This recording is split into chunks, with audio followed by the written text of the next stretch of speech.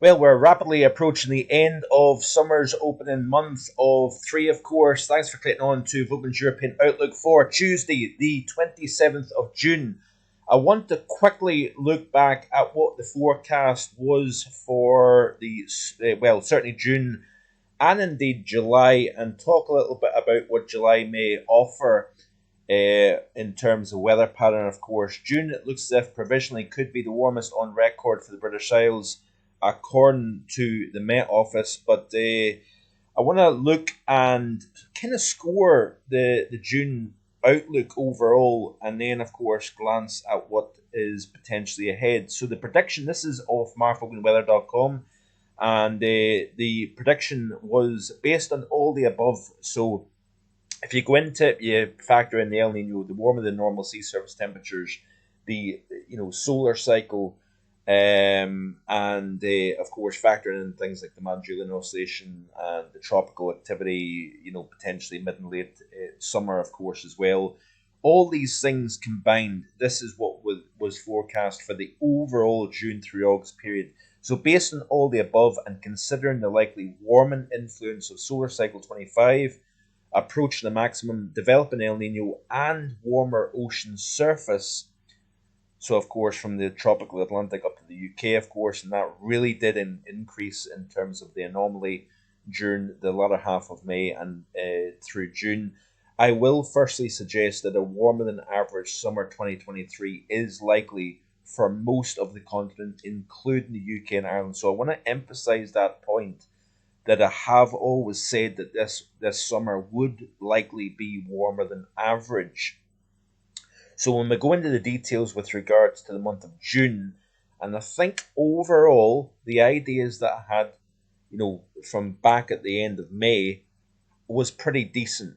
So as this is for June, as for rainfall, I believe it's going to be quite a mixed summer overall, with likely lower pressure to the south over the continent and through the Mediterranean basin during the month of June, with above average heights at both 500 millibars as well as the surface across more northern parts of Europe, including Scotland and Scandinavia. So that, generally speaking, apart from the breakdown that we've now seen, and it was expected that potentially through the last either week to 10 days, we would start to see a flip around in the overall pattern. And that's exactly what we've seen, of course. This would point to a warm, dry June for most of the UK, Ireland, and Northern Europe. Of course, we have significantly increased rainfall across all areas over the last week or so, and average to below average temperatures and above average rainfall across Iberia, much of central and western Mediterranean, possibly including the Alpine countries and the Balkan states.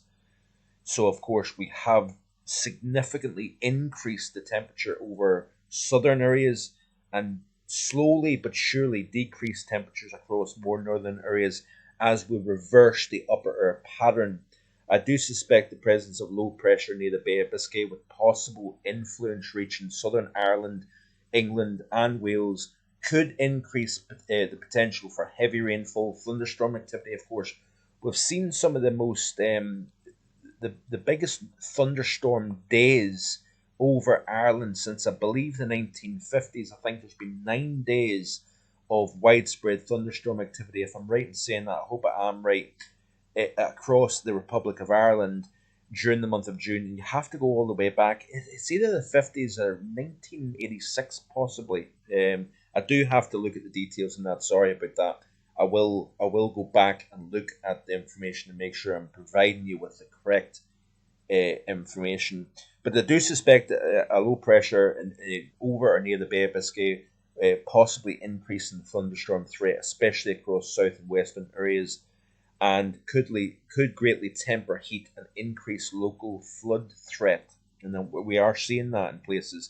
Meanwhile, Scotland, Northern Ireland, and possibly Scandinavia, as well as Germany and Poland, observe warm to very warm days of 27 Celsius plus. Now we have seen that 30 Celsius in Sweden and Finland, which we have seen, and 32 in Germany and Poland, and certainly laterally we've seen those kind of temperatures now over central and southern portions of Europe. So above average temperatures, especially across Scotland. Rainfall slightly wetter than average, especially across England and Wales. Maximum temperatures 28 to 30 Celsius. Now, of course, twice we've seen 32.2 Celsius. So 28 to 30 Celsius, either the Scottish borders or Greater London. So we're basically just a little bit below what we have actually seen. The consistency of the very warm temperatures could argue that that's where I've veered a little bit off course. This is what I think for July. I believe July could see somewhat a reversal in the upper air setup, with lower in heights to the north and higher than normal heights to the south. What have we seen now? This, by the way, off Meteor Seal, is the upper air pattern for the current period. And you can see here a nice deep area of low pressure to the north, stronger than normal high pressure to the south. So I think, yes, you could argue that it is a little bit early, but I did believe that we would see a change as we go into the latter half of June and into the month of July. And I do believe that we could see back and forth with lower heights to the west or north. That opens the door to some surges of heat. We could have 1 to 2 visits of 30 plus days to particularly the south and east of the UK. And I think we have got that possibility with the upper air pattern, certainly through the first 10 days to a couple of weeks of July. I think we do have this type of setup. I do think we could see a reversal to above average heights during the second half of July, possibly. Over the next 24 hours, I hope to have my July outlook published here on both YouTube as well as on marfoganweather.com. Scotland is beneath or close to the influence of low pressure, more rain and cooler temperatures, quite the opposite to what June may offer. And I think that you could argue has been the case. Stronger low pressure influence is possible at times, which could bring below average days and wet weather to much of the UK and Ireland. Unusually cool days and nights, like seen in 2015. Remember, we had record hot days, we had record cool days in 2015. That is a possibility. And days like 2012, which of course were very, very wet, is on the table as well. We could see a bit of back and forth. Now, the reason why I think we could see very wet conditions is the combination of the developing El Nino in the equatorial Pacific, as well as that the super warm waters that we have at the moment, that acts like a fuel ready to tap. Low pressure between Iceland and Scotland may allow an enhancement of rainfall across the UK during the month of July, and I think that is very much still on the table. We could see a bit of back and forth in the upper air setup across the continent, with spells of low pressure as well as high pressure, with typical hot conditions over the Mediterranean, southern and central Europe. Near average overall, possibly cool for Scotland, wetter than average, especially across Scotland. And the UK maximums, I've got 31 to 33 Celsius, and that being Greater London, Kent and East Anglia for the month of July. And of course, this is the CFSV2, the latest output of the CFSV2 for July. So we've got the low to the north, high to the south. That certainly opens the door to possible heat coming up from the south. Also opens the door to a fairly wet month for the north. And look, you can see here it's wetter than average across the north, drier than average across the south, which is quite interesting. Spain and Portugal also wet than average across the Mediterranean basin. Now, this was a tweet issued by the Met Office this afternoon. June 2023 is provisionally on track to be the hottest June on record for the UK. Suppose when you see how warm the sea surface temperatures have become compared to average and the overall backdrop of warming, this is not massively surprising. I suppose the length of period in which we've seen upper 20s to around 30. Remember, we did see 30.7 at Thrieve in Dumfries and Galloway. So Scotland did see a 30.7. I think Northern Ireland had 28 at Armagh, in County Armagh. But overall, it looks as if we are on track for the warmest, beating the previous record of 1940. And of course, there is going to be questions asked, and looking at that and the CET versus, you know, the overall UK temperature. I'm just basically showing you what I'm seeing here. But it's interesting nonetheless how the CFSV2 for temperatures, it actually has near average across the north, warmer than average across Ireland, England, Wales, southeastern Scotland. The majority of the continent is warmer than average, and I'm not entirely surprised at that. These are the temperatures as of recording at 20 to 5 in the evening. Rather fresh. It has been a very soaking day across many western central areas. That frontal system moving kind of from a kind of west southwest to east northeast direction. It has been rather fresh. 14 Celsius, 13.5 at Loch Liscarnock, and even down across the southeast where the temperatures reached 32.2 a couple of days ago, we're only in the low 20s. And looking at the air mass of the GFS, this is of course the 850 temperatures seen by the model. We do have some bona fide warm air across Iberia. We had a record breaking temperature in Morocco of 48 point something Celsius, and that is a new June record for Morocco. Tweet by Maximiliano Herrera. 48.5 Celsius at Sidi Slamani, by far the hottest June day in Moroccan history. So exceptionally warm temperatures. I believe we were knocking on the door of a Spanish record. I think 44 point something was achieved down here.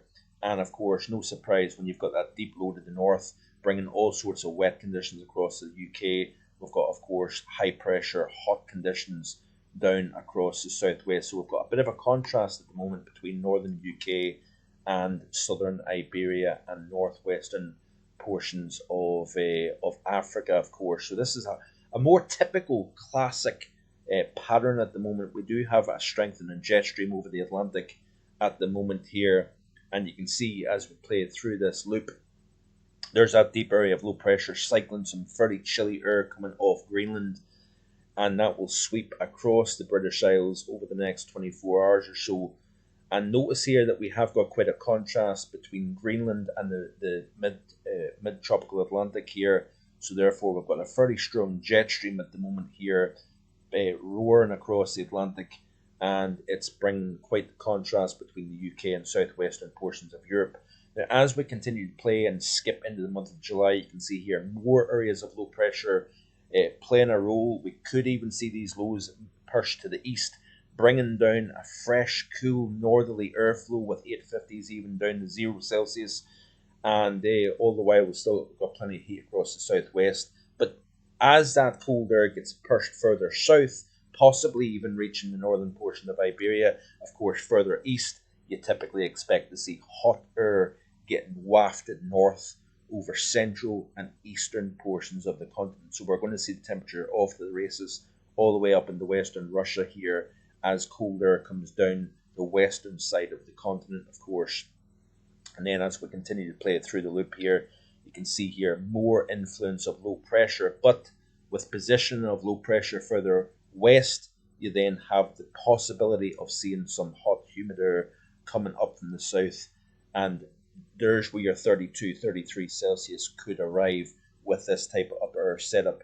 You know, changeable, unsettled, cooler across the northwest. Hot conditions could periodically visit from a southerly direction across more England and Wales here. So we've got this possibility of a back and forth, and then of course it'll be all eyes on the second half of July, what happens. But I'm reasonably confident that the first half of July will play out as expected. Low pressure to the north, high pressure to the south. It's all about what happens as the month progresses. I think it would be pretty tough to hold this pattern throughout the month of July. I think we are likely to see a shift to something a little bit more different as we go forward. But I will hone in on the details as I produce the actual outlook here. So plenty of content for you to divulge. We also had Canadian wildfire smoke influencing parts of Iberia, even parts of the UK over the next 24 to 48 hours we could see as well. But plenty more to come, so keep it right here on my channel. Please like, share, and indeed subscribe, and I'll hopefully be back again tomorrow with more. Bye for now.